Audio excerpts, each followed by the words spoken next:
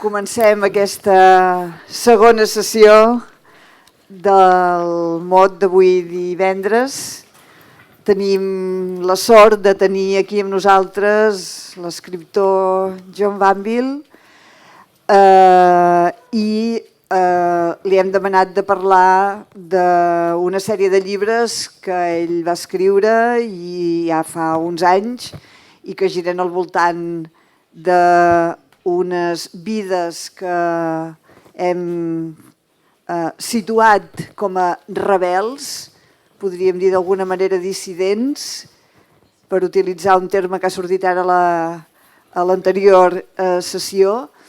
Però jo no us presentaré John Banville, que John Banville és una persona, en primer lloc, molt coneguda per tots vosaltres. En segon lloc, el presentarà la Nuria Barrios, que és la persona que parlarà amb ell, i jo sí que us voldria presentar Nuria Barrios.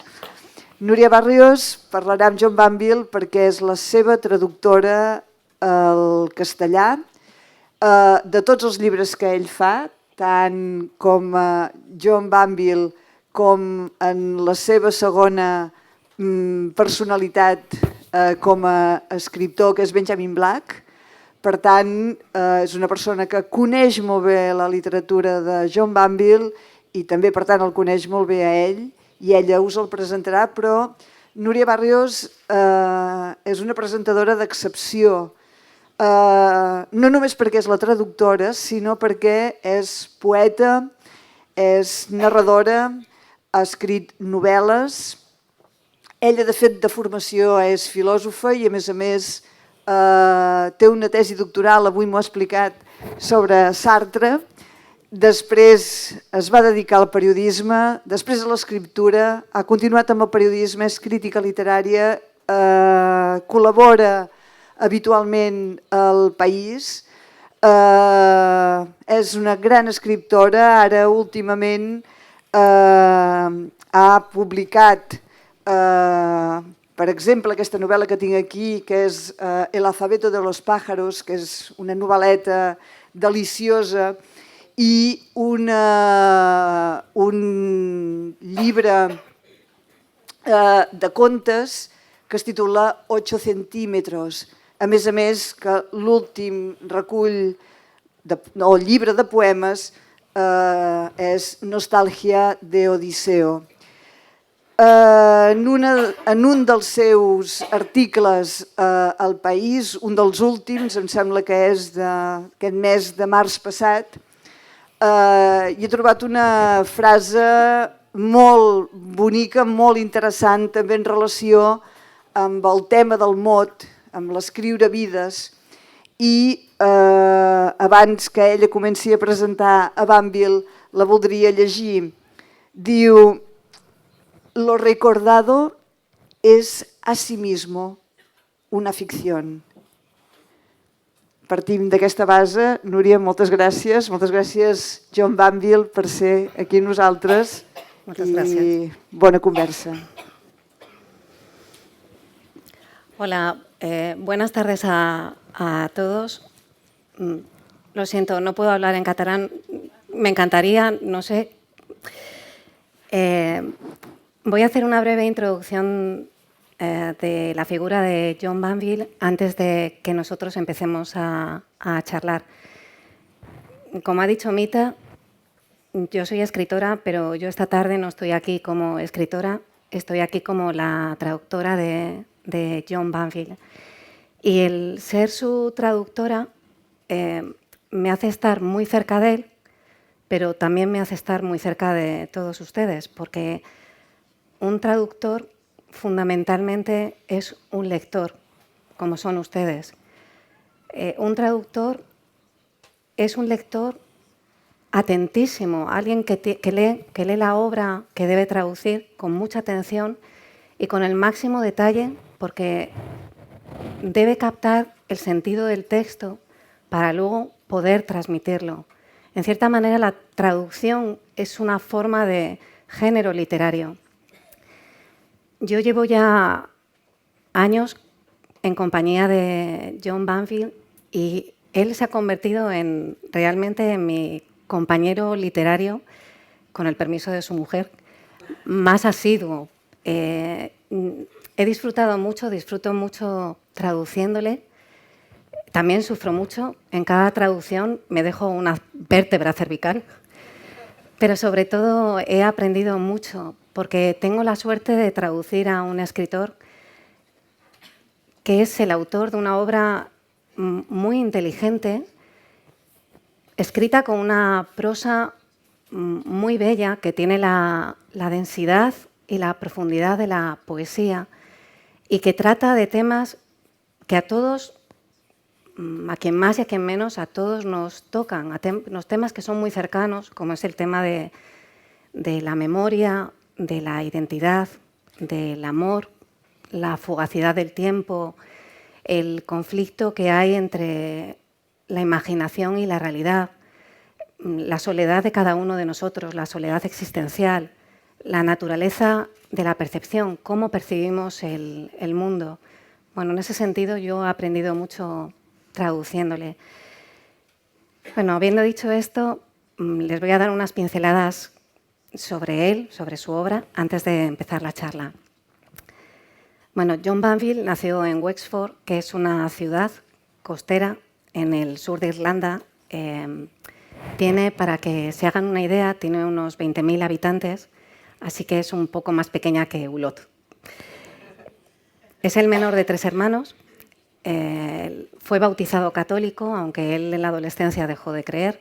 Bueno, este asunto parece anecdótico, pero no lo es, porque en su obra la religión, el catolicismo, especialmente la novela negra, tiene mucha importancia. No fue a la universidad por voluntad propia. Trabajó durante muchos años, ha trabajado durante muchos años como editor, primero en The Irish Press y luego en The Irish Times. Él a veces comenta que el escritor Graham Greene decía que para quien quiere ser novelista no hay mejor trabajo que ser editor, porque durante el día, cuando tienes tu mejor energía, te dedicas a escribir tu obra y por la noche te vas a trabajar al periódico. Él trabajaba por la noche. Bueno, él nunca ha dejado de tener contacto con la prensa. Mantiene con regularidad contacto trabaja para el The New York Times, tiene una colaboración. Tiene una obra larguísima. La primera novela que le dio a conocer es de 1976, se llama Copérnico. Y esa es la primera de una, luego la vamos a mencionar, es la primera de una serie que tiene dedicada a científicos y a ideas científicas, que es conocida como la tetralogía científica, que bueno, hizo Copérnico, luego está Kepler, la Carta de Newton y luego Mefisto. Bueno, Copérnico ya fue galardonado y en realidad inauguró una lista muy larga de premios que recibió y sigue recibiendo Banville. Son muchos, solamente voy a citar los más importantes. Está el premio Booker, que es el premio más prestigioso en lengua inglesa. Él fue finalista al premio Booker por el libro de las pruebas y fue ganador con El mar. Es premio Príncipe de Asturias de las Letras. Y luego es premio Franz Kafka, que es un premio que tiene la leyenda de que suele ser la antesala del premio Nobel, que esperemos que efectivamente se cumpla. Bueno, Banville ha construido una obra interesantísima. Prácticamente, en rasgos generales, es lo que he comentado antes. Destaco de nuevo su lenguaje, que es un lenguaje muy bello. Está considerado por muchos como uno de los mejores escritores en lengua inglesa.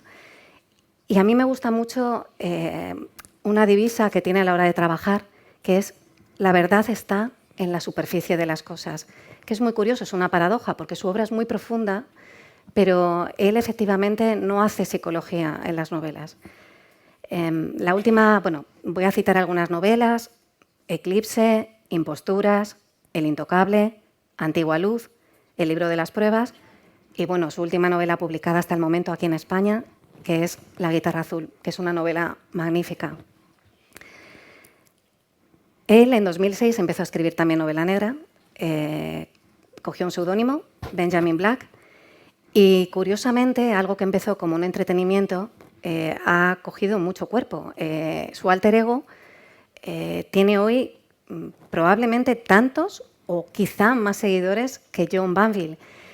De momento, como Benjamin Black, lleva 8 novelas publicadas y es muy interesante. Bueno, además las novelas, la serie negra, que es muy interesante, habla mucho, las novelas transcurren en Dublín, hablan muy bien del turbio tejemaneje de política, religión, curas pederastas.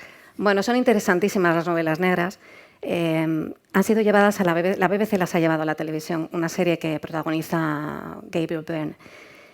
Es muy interesante también que los herederos de Raymond Chandler le encargaron que hiciera una novela resucitando el personaje de Philip Marlowe.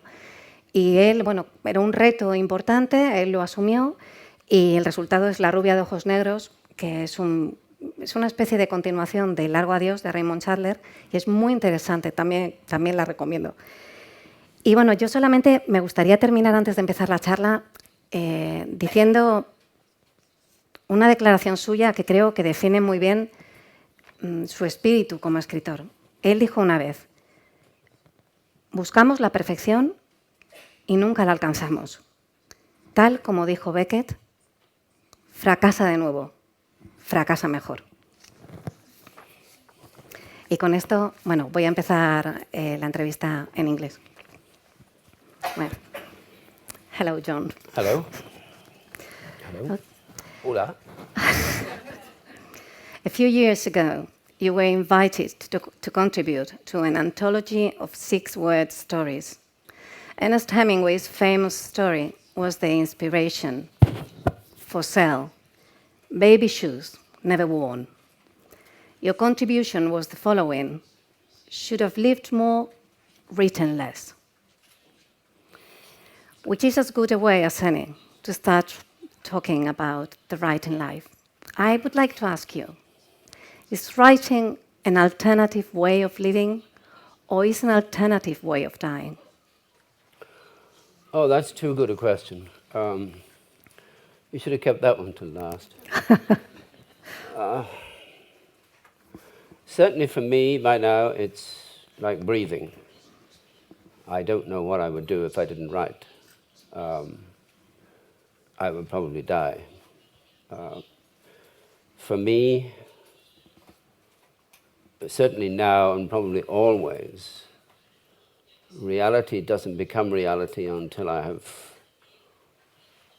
pushed it through the mesh of words. Words, language, sentences make reality real for me. And I like to think that my most sympathetic readers, those 3 or 4 people, that they also get a sense of heightened reality from my work. I think this is what art in general does. It gives us a more vivid, stronger sense of being alive in the world. That's its only use that I can see. It doesn't make us better people. It doesn't teach us morality. It doesn't make us treasure our children or be nicer to our wives. But it does, I think, give a heightened sense of being alive. So, yes, it's a way of living. As to whether it will be a way of dying, I can't say yet. But one of my favorite little anecdotes of Henry James is that when he was dying, and he was in a coma, but his hand was still moving across the sheet. He was still writing. I'd like to think that would be me on my deathbed. I'll still be writing. And maybe then I will write the perfect sentence. But nobody will know because it will be written in air. You've written several books about historical characters. I said before your scientific tetralogy, Dr. Copernicus, Kepler, the Newton Letter, and Mephisto. Many critics put them among your best books, but once you finished Mephisto, you said you took a wrong turning with them. You said exactly that when you finished Mephisto, you said, I stopped trying to be in control and trusted myself to dream in my writing. And my question is, after writing of scientists and scientific ideas of real characters, did you feel that reality was a too heavy burden, that reality stood in the way of creation?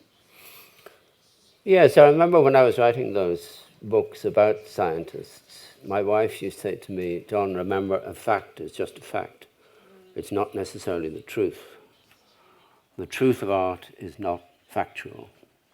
And I think I did use up too many years being mesmerized, being hypnotized, being frightened by the facts of the world. I should have used my imagination more. But of course, the Copernicus and the Kepler that I wrote about are not Copernicus and Kepler, they're my inventions. Fiction fictionalizes the world, as it should. So that by the time I'd finished the books, for me, the real Copernicus and the real Kepler had ceased to exist. They were only real as I had done them. But yes, I think it probably was a wrong turning. I was young. I wanted to be not just another Irish novelist. I wanted to be one of the great European figures, writing novels of the great European novel of ideas. And I was probably reading the wrong people. I was reading Thomas Mann and Hermann Broch and people like that. So I wanted to be one of them. And I'm not one of them. I am an Irish writer. One cannot not be what one is. I'm an Irish writer by virtue of the fact that I write in the Irish version of English, which we call Hiberno English. It's as different from English as American English is different, as Australian English. It's a language to itself. Certainly as a literary tool, it is its own language. So I have to be an Irish writer. But I still think of myself, well, certainly as a citizen, I think of myself as European. I used to imagine that I was a European writer as well, but the older I get, the more I realize that I'm tied to that little rock off the edge of Europe, with its rain and its strange self-hatred, its strange mysticism, its strange nonsensical approach to the world. I'm speaking of Ireland, by the way, not of Spain. But yes, I do think I took a wrong turning. But after Mephisto, and indeed in Mephisto, which is a long time ago, I just let my imagination go, and I trusted the book itself rather than what I could impose on it. But John, then 10 years after you published Mephisto, you published The Untouchable. That was 1997, a novel based on the life of another real character. That was Anthony Blunt, the fourth man of the notorious Cambridge spy ring. So what happened in these 10 years? I mean, did you find the balance between control and dream?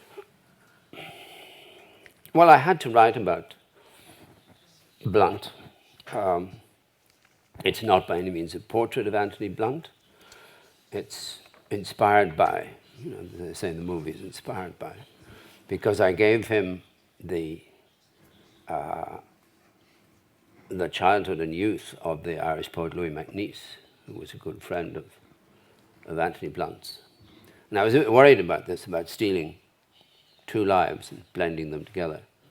But Anthony Blunt was a great art historian and a great expert on the paintings of Poussin. And when I decided to give him Louis MacNeice's life, I took down a volume of Louis MacNeice's poems, and the first poem in it was called Poussin. So I thought, that's a message from Louis MacNeice saying, yes, you can take my life. Artists, novelists, we're cannibals. We consume everything.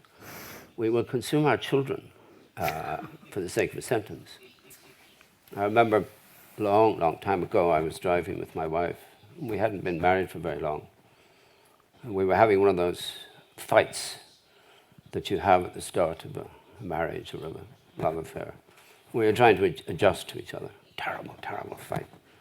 We were driving somewhere, and my wife was in full rhetorical flight telling me what a swine I am. And it was so magnificent. I said, can I use that?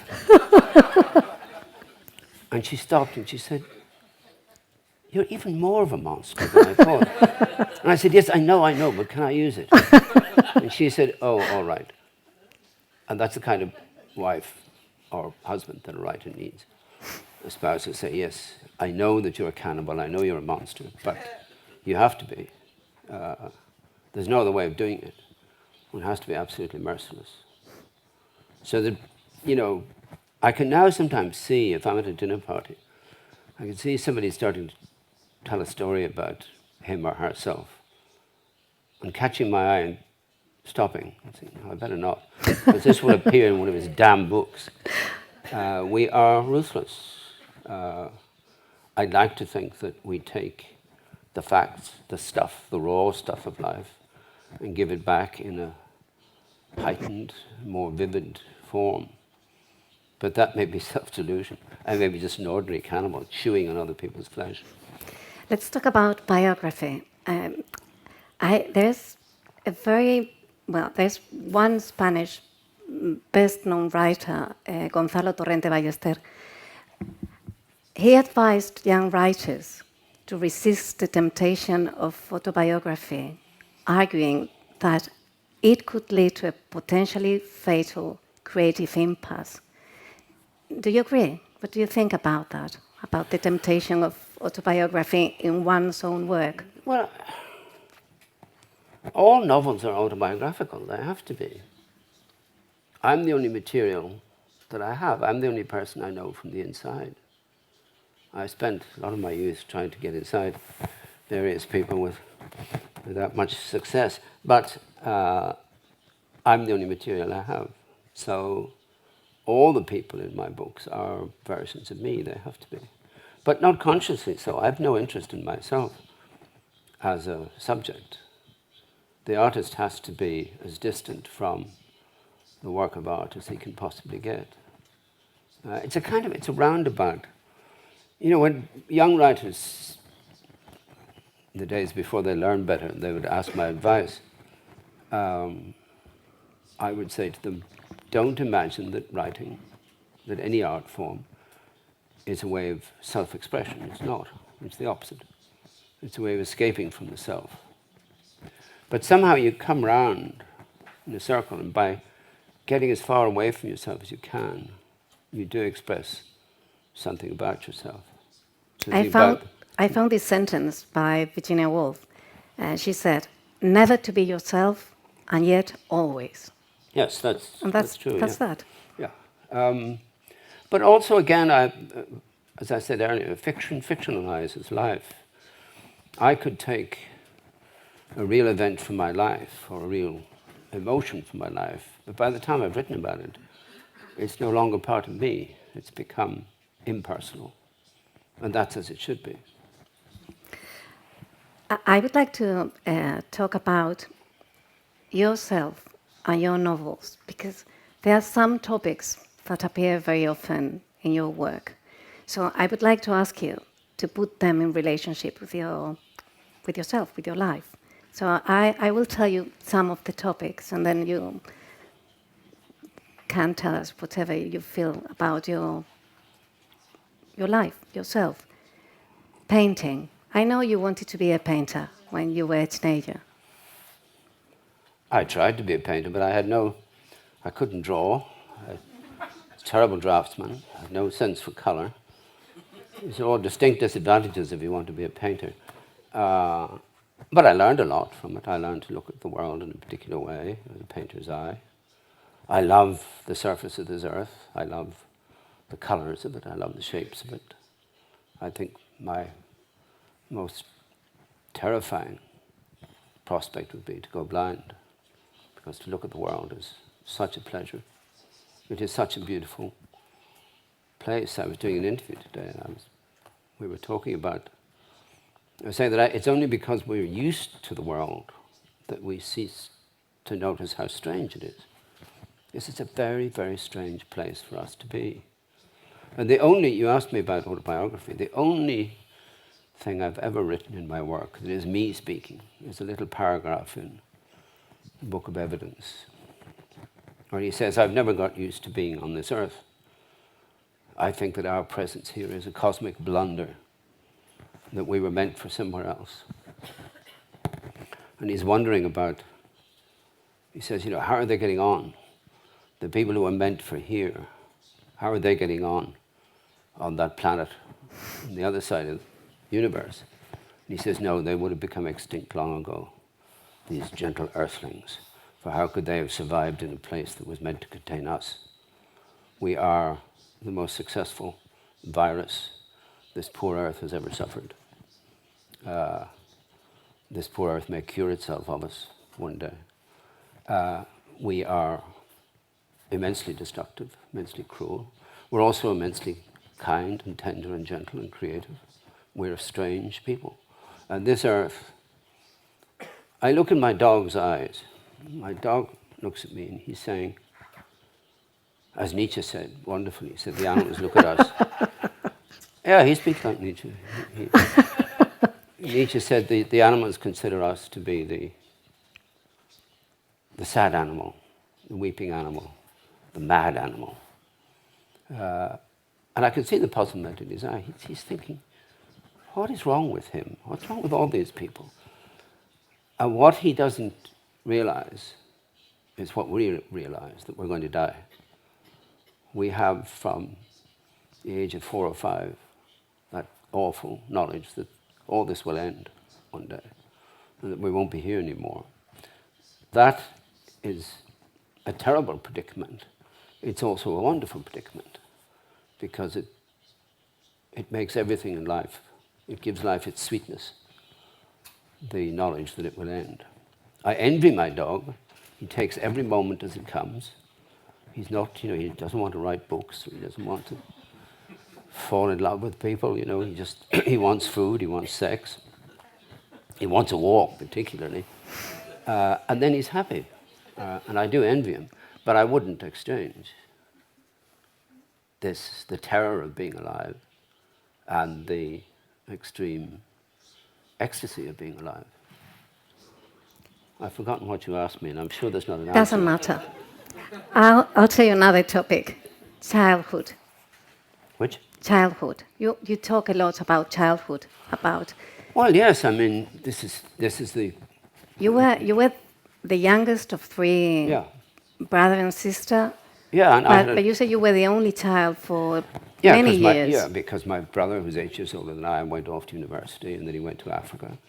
My sister went to Dublin to become a civil servant. So I had my parents to myself. I was an only child throughout from the age of 10 to 17, 18. It was delightful. I loved it. I suppose that's where I learned how to be a monster. A monster of selfishness. It was wonderful. Again, I was telling the story, Seamus Heaney used to have a wonderful story that he was, the poet Seamus Heaney, I'm sure you know who I mean. He said that he told me when he was talking to a Finnish poet, the Finnish poet being gloomy in the way that Finnish poets usually are. And the Finnish poet was complaining about his parents and saying how much he hated them. And this was a terrible problem in his life. And he said to Seamus, "What about you?" And Seamus said, "Well, I quite like my parents." And the Finnish poet said, "Oh, you really have a problem." So, you know, a happy childhood is a very dangerous thing for an artist. But Baudelaire says that genius, with a small g, genius consists in the capacity to summon up childhood at will. I think that's true. I often think that childhood is my only material. It helps, of course, being a man, because men never grow up, as you know. Women do, men don't. We remain big children, medium-sized children, for all of our lives. That, again, I think it's, you know, people say that there are so few women novelists. I think it's, the fact is that men have this sort of childish, puzzled view of the world constantly, and we have to try to investigate it. And one of the ways we do it is through being novelists. But childhood is very important. So let's go from childhood. But just, I'm fascinated by the past. When does the past become the past? I was going to the past. That was. When does the past Next become the topic. past? Is it 10 minutes ago? Is it 10 days ago? Is it 10 years ago? It's like those Hollywood movies you see from the 1970s, and everybody's wearing flowered shirts and flared trousers, and they all look ridiculous. But when my children look at them in 10, 20 years' time, they will be classics.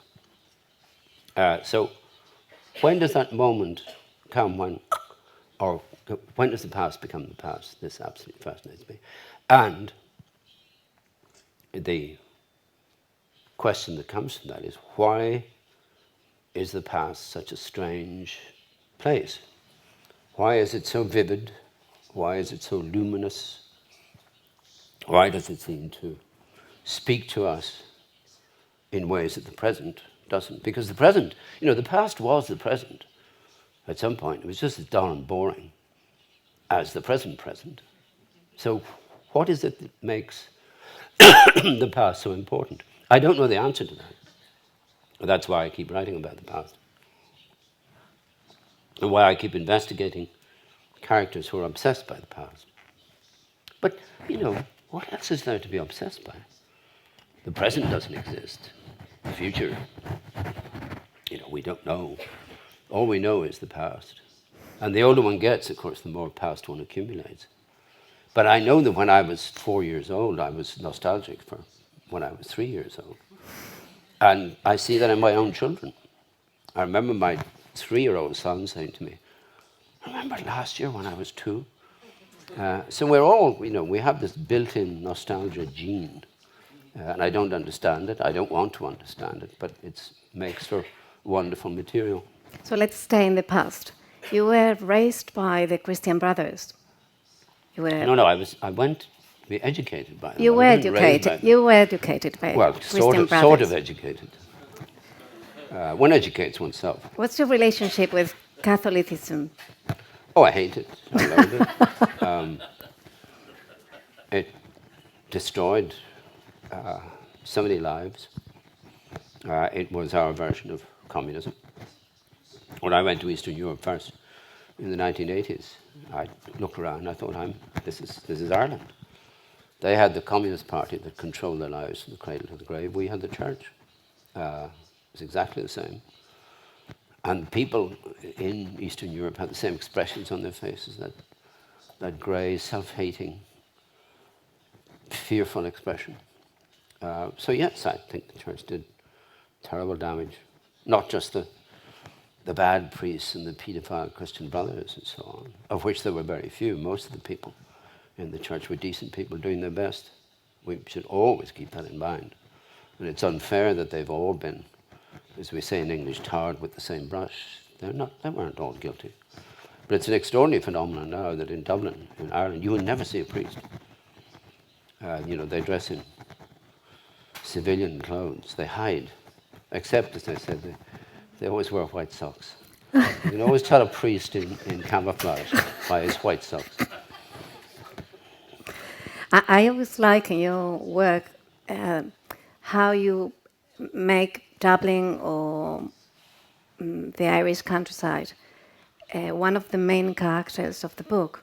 You describe cities and countryside, light, beauty, in a way that it becomes a very important part of what you are writing about. Oh, yes. I think that people used to, in the days when it was fashionable, people used to say I was a postmodernist. Now that postmodernism is gone, I'm not sure what they say I am. But if I would describe myself as anything, I would say I was a post-humanist, in that I don't regard man as the center of the universe. I think that we are figures in a landscape. And the world, to me, the world of animals, for instance, is as important to me as the world of human beings. I think the great disaster for us has been the break that we've made with the animal world. We imagined that at some point in the evolutionary process there was a break was made and we became divine. But we're not. We're animals. And we're a very particular kind of animal. But then a dog is a particular kind of animal as well. And let's not even start on cats, who are all Egyptian princesses, as we know. Even the males are Egyptian princesses. But I do feel very strongly about this, that it was a disaster.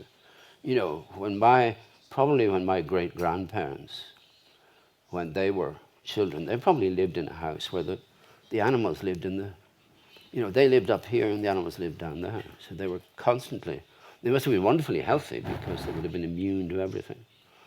Anyway, this is one of my hobby horses, which I will now dismount from.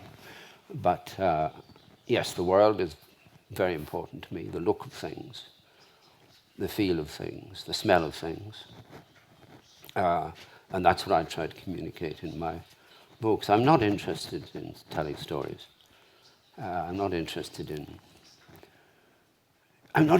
what people do. I'm interested in what people are. That's my raison d'être as an artist. I want to strike through the mere doing, the mere commonplace, to get at something essential. It's very difficult, probably impossible, but that's what I try to do. And I do that by being as accurate as I possibly can about the appearance of things. And accuracy brings us back to language. I would like you to tell us further about the English you Irish writers use. I mean, right now we are in the midst of commemoration of the Easter Rising. Yeah. And, British left, but they left behind their language. The language you express yourself, and other great Irish writers express themselves. Oscar Wilde, Samuel Beckett, Seamus Heaney, James Joyce. But you once told me that Irish writers are very much aware of the musicality of the language, and that's something distinct. Oh yes, and it's dangerous. One can fall in love with the mere sound, so that you lose accuracy, you lose clarity. But this musicality, does it come from Irish Oh Gaelic? yes, I think the Irish language itself, which we lost in the middle of the 19th century, which we gave up in the space of about a decade, we gave up Irish and took on English. Very strange phenomenon. Nobody can quite understand why it happened. It was the decade when there were, year after year, there were famines in Ireland. But we gave up Irish and took on English. But the Irish language is a very oblique, very poetic language. You cannot say in Irish, I am a man. In fact, you can't even say in Irish, no. There's no word in Irish for no. The word, the negative in Irish is, it is not so. But there's no word for no. So it is a very beautiful language. But as far from English as you can possibly get. Whereas English was like the Latin of the Roman Empire, a language of command, of direct speech.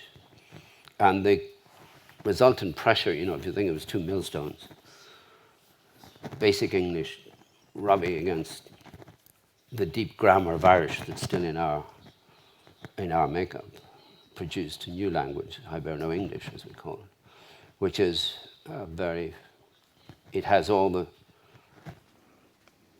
the obliqueness and the poetic depth of the Irish language, but it's in English. And I feel very privileged to be writing in this wonderful language. I think, of course, it was a disaster for us to lose our language, but my goodness, what we did with the one that we were given. Many writers say that what we did with the English language was our revenge upon the English for 800 years of colonization. What I try to do in my prose, what any Irish writer tries to do, is completely different to what an English writer will try to do. I'm not saying it's not bad. I'm not being nationalist here. I hate nationalism. I have no sense of nationalism at all. I'm simply saying there's simply a difference. An English writer will look for clarity and he would follow George Orwell's directive that prose should be a clear pane of glass. For us, language is a lens, and lenses distort. But they also see things very, very clearly.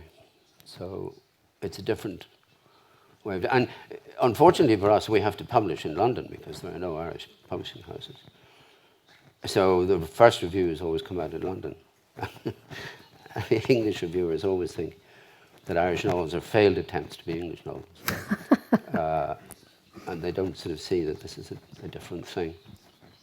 That it's, my old friend John McGahern, a wonderful writer, lost to us, he used to make a wonderful distinction. He said that there's verse and there's prose, and then there's poetry. And poetry can happen in either verse or prose.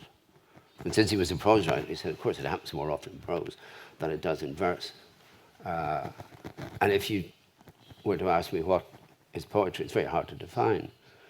But I would say that it's an intensification of language, an intensification of... It's heating the language until it becomes white hot. That's what is, for me, that's what poetry does. And also, that the way in which the artist looks at the world, the way the artist looks at the object. I've said this many times before, it's probably all over the internet, but everything seems to be on the internet nowadays. But the artist concentrates on the object and tries to reproduce the object with such a depth of concentration that the object becomes self-conscious. If you're describing a human being or a stone in the road, it doesn't matter.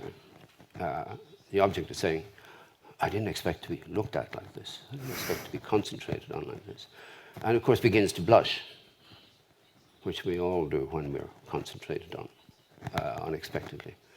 And when we blush, we're at our most vulnerable and our most self-revelatory. So it's the task of the artist to make the world blush.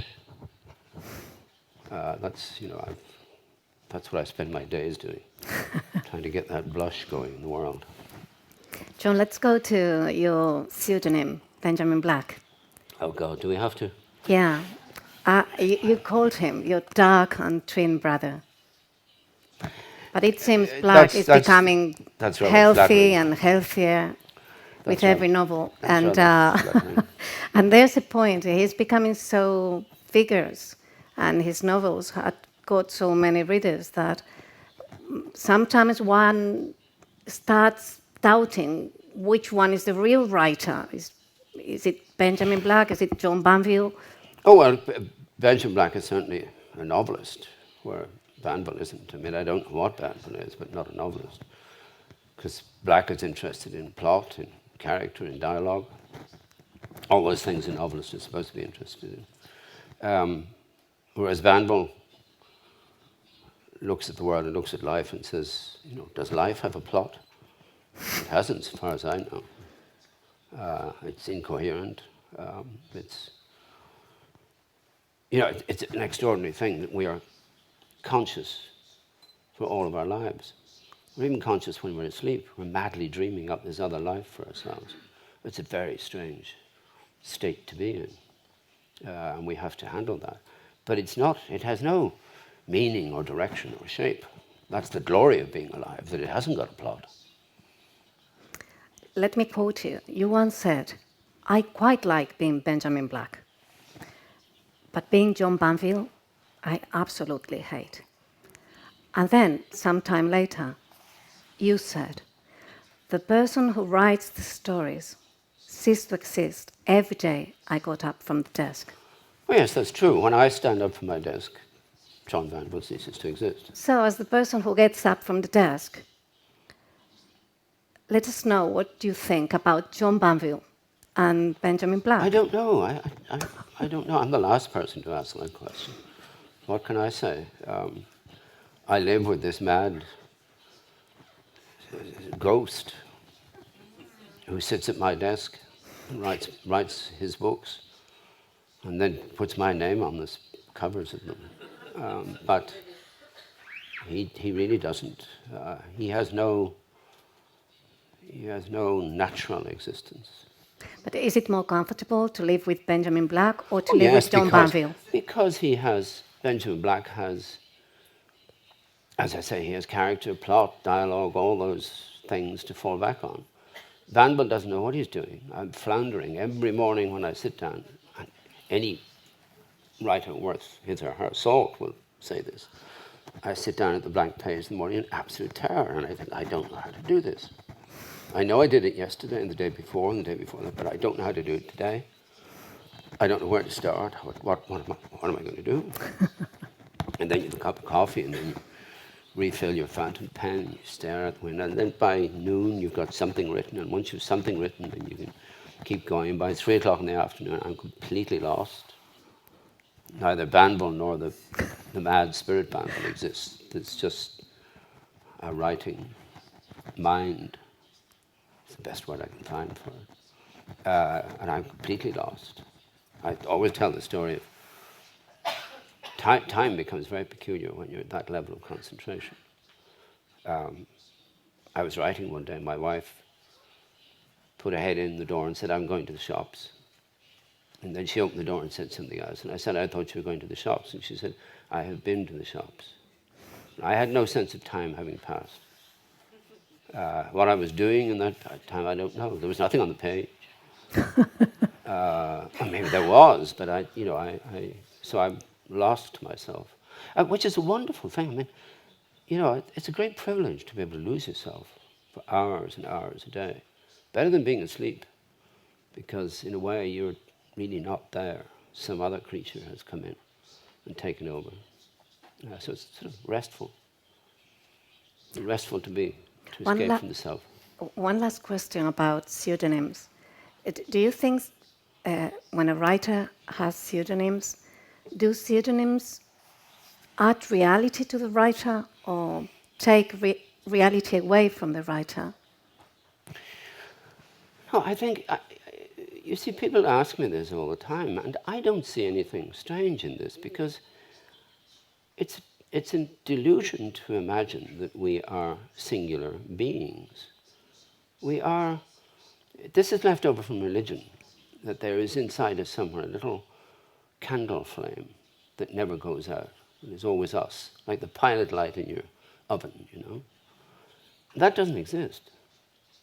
And thank goodness that it doesn't, because it's much more interesting to be dozens and dozens, to be innumerable people in one. The person that I am sitting here talking to won't be the person who will be having a cocktail out there in a while.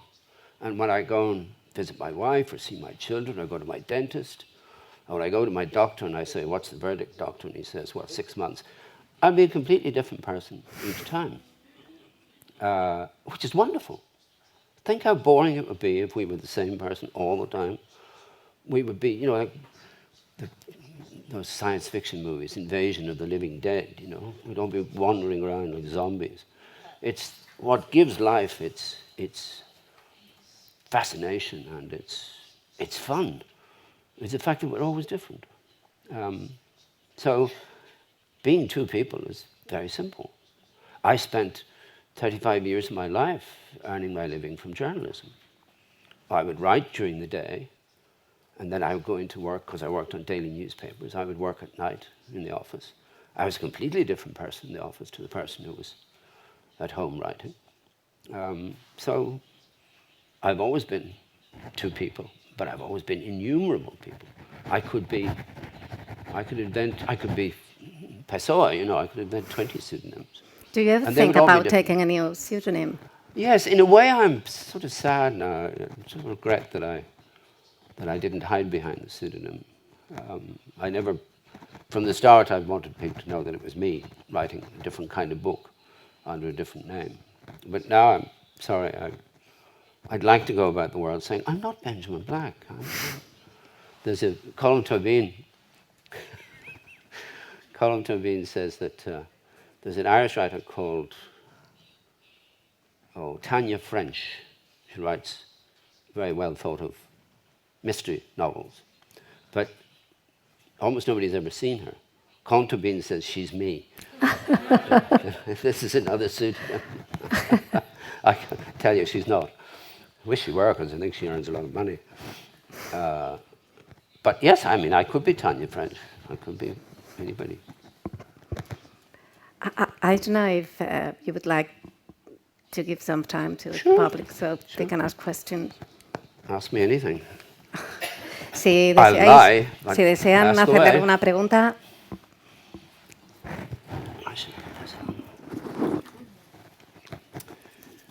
No, disappear. Anybody got a question?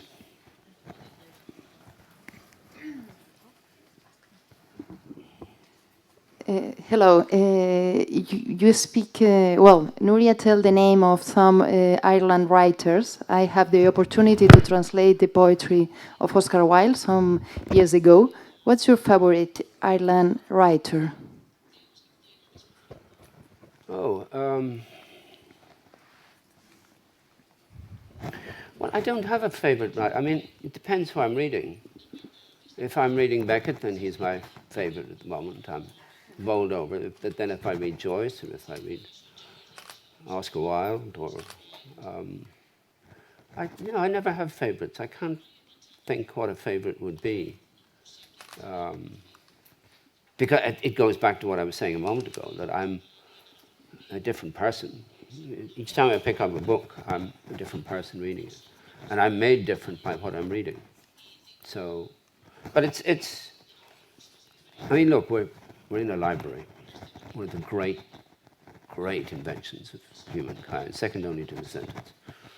I spent most of my childhood in the Wexford County Library,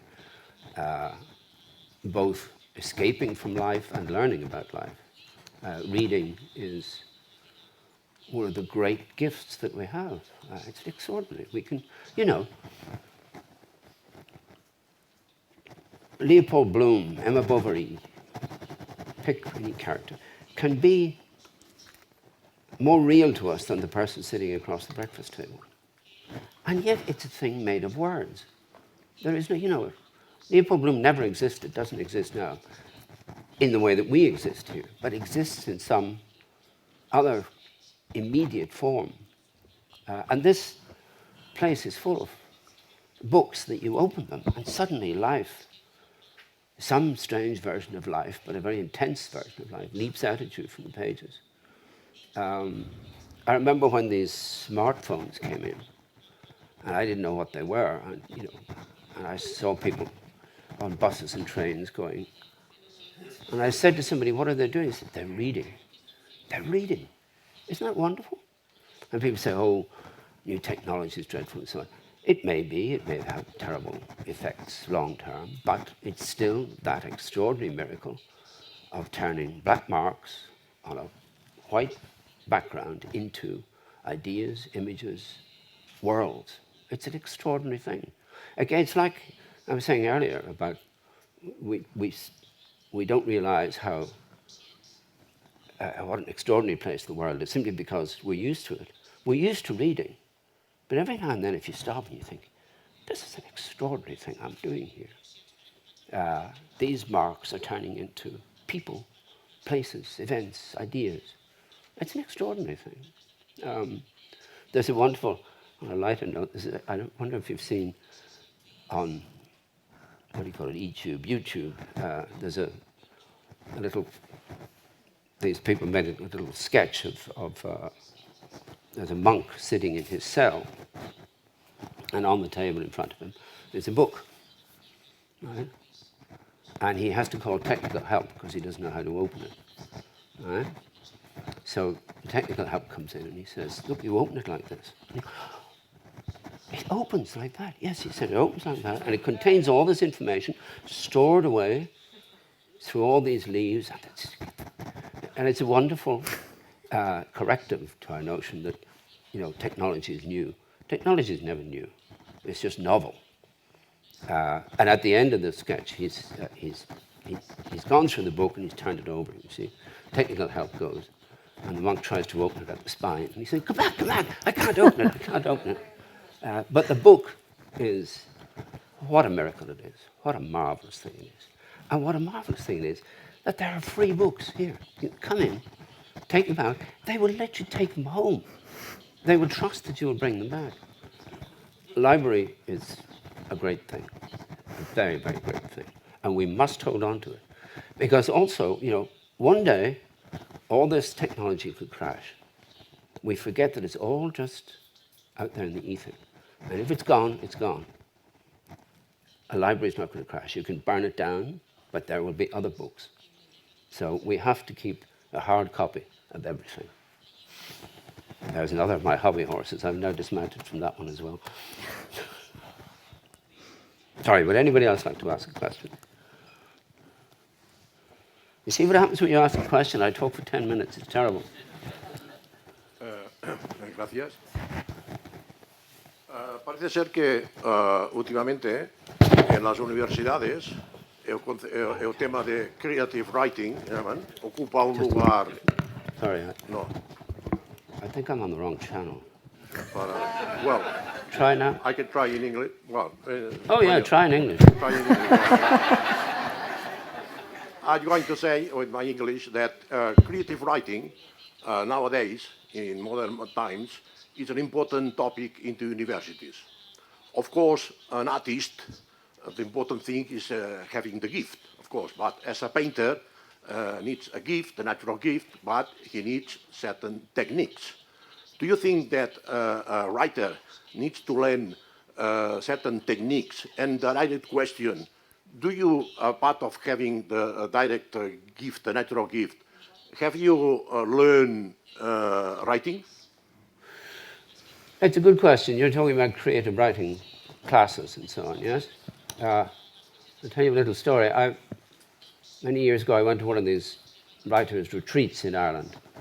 And the only reason I went there is that there was nobody else there. I was completely alone, because the company of other writers is not much fun. All we ever do is talk about publishers and how dreadful our agents are. They're boring. But at the end of the week, a friend of mine was doing a creative writing class, and she brought her students to the house, and I was leaving, and she said, "Before you leave, will you say something to them?" And I said, "Yes." And I stood up and I said, "Ladies and gentlemen, you're all young, fresh-faced. I said, give it up now, before it's too late. You will take on a life of horror and terror, of poverty. You will spend 3 or 4 years writing a book. You'll publish it, and all you'll get in the public newspapers is mockery and abuse. I said, give it up now." Every morning when I start writing, I wish I'd given it up. Not to cease being facetious and answer your question. I think that you can learn the rudimentary, the basics of writing, but you cannot learn to be an artist. That cannot be taught. I mean, we all know that. But that doesn't mean that people shouldn't do creative writing classes. But the danger, again, is what I said earlier. The danger is that you will imagine that you will be able to express yourself, because I have so much to say. In the old days, when people, before they'd learn not to ask my advice, I would say to them, don't imagine that you're interesting enough, what all the things you have to say. I said, if you get them said, nobody will be interested. What you have to do is pretend. You have to work up something. That, again, can't be taught, I think. But, certainly, the thing that fascinates me is that if you want to be a musician, you have to learn. You have to spend years and years and years learning it. You cannot fake that. A writer can. You can fake being a writer, and many writers do. And they make a lot more money at it than I do. But that essential, that essential view of the world that an artist has, that cannot be taught. So if I understand well, to sum up your words, for an artist, you have the gift. You think that creative writing can be more a constraint than a tool? It's a good question. I think that if you're a real writer, you will write. Whatever, whether you go to a creative writing class or you don't, you will write because you cannot not write. It's a compulsion. It becomes, as I say, like breathing. But the problem is that I started writing when I was about 12. I'm now 70, and I'm still learning. And I will continue to learn until the very end. One never gets to a point. I even feel constrained. When people say to me, what do you do? I usually say I'm a journalist, because I hate to say I'm a writer, because I don't believe myself to be a writer. If they were to ask Benjamin Black, he can say, with a perfectly clear conscience, yes, I'm a writer. But as to what Banville does, I don't know. It doesn't seem to me writing as such. It seems to me some kind of an alternative way of living. Yeah, I think that's true. I think I live by writing. I'm not sure about that, but I think it sounds true, doesn't it? Sounds true to me anyway. It sounds true now, but an hour from now I think, did I say that? What nonsense. But I don't know. The only creative writing thing I've ever done was 10 years ago or so when I wrote The Sea. And I thought The Sea was so bad that it would never be published. And then when I sent it to my publishers and they started being very enthusiastic, I thought, oh God, I may get shortlisted for the Booker Prize. And any of you who want to be writers, make sure that you don't ever write a book in English and get shortlisted for the Booker Prize, because the Booker Prize dinner is the worst torment that any writer could ever. It is unbelievable. You arrive at the Guildhall in London at 7 o'clock for cocktails, and you hear the winner's name announced at 10:25. And you have to go through all those hours smiling, pretending you don't care, and your publisher is ashen-faced, and your editor is shaking, and you're sitting there comforting them. So I thought, I'll have to get out. I can't be here for this dinner. So I agreed to be a sort of visiting writer at a creative writing class in Philadelphia. And they sent me the stuff to read before I went. And none of them had any talent. None of the students had any talent at all.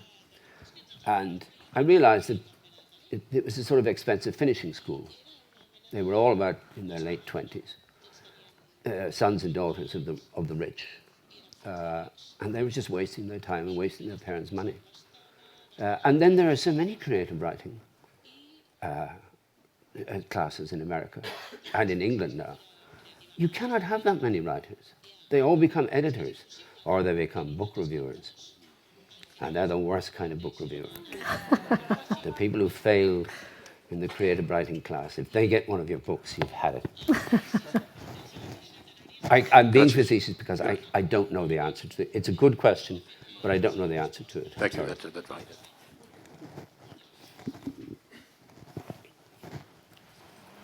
Anybody else? Have we been delighted enough? Good.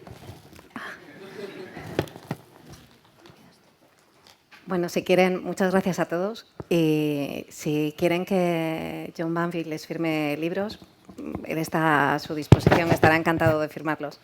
Así que, bueno, thank you very much, John. Y muchas gracias a todos.